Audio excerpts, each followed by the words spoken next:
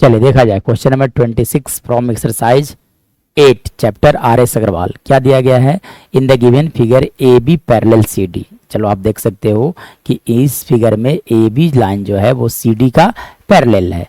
E F is a transversal line. E F जो है this is a transversal line. चलिए इसके बाद की अगर कहानी देखा जाए तो ई एफ क्या दिया गया है? That is a transversal line. चलिए E F is a transversal line, angle AEF is equal to 60। ये एंगल दिया गया है 65 डिग्री, ठीक है।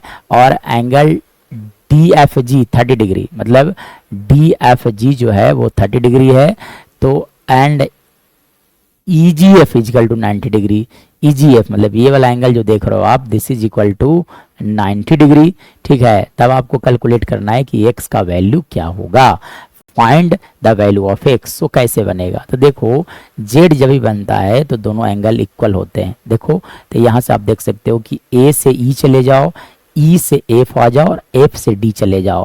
तो मतलब a से e से f चले जाओ, e से f और f से d चले जाइएगा तो कुछ इस तरह से फिगर बनेगा। और जब भी इस तरह से बनेगा तो ये दोनों एंगल आपस में इक्वल होता है। मतलब ये देखो अगर ये 65 है तो ये टोटल 65 होगा। अब टोटल 65 अगर हो गया तो उसमें से जो बचा हुआ रिमेनिंग पार्ट होगा वो कितना होगा? तो देखिए अब देखो ये टोटल कितने हैं? 65।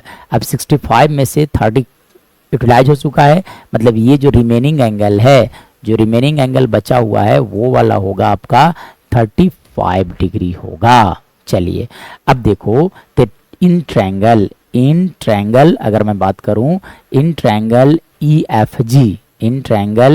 EFG sum of all angle is 180 degree. So we can say x plus 35 degree plus 90 degree equal to लिखा जा सकता है 180 डिग्री। मतलब यहाँ से x का भी लिखे जा सकते हैं 180 माइनस 125, मतलब the value of x in this case is 55 degree. So the value of x is 55 degree. This is the right answer.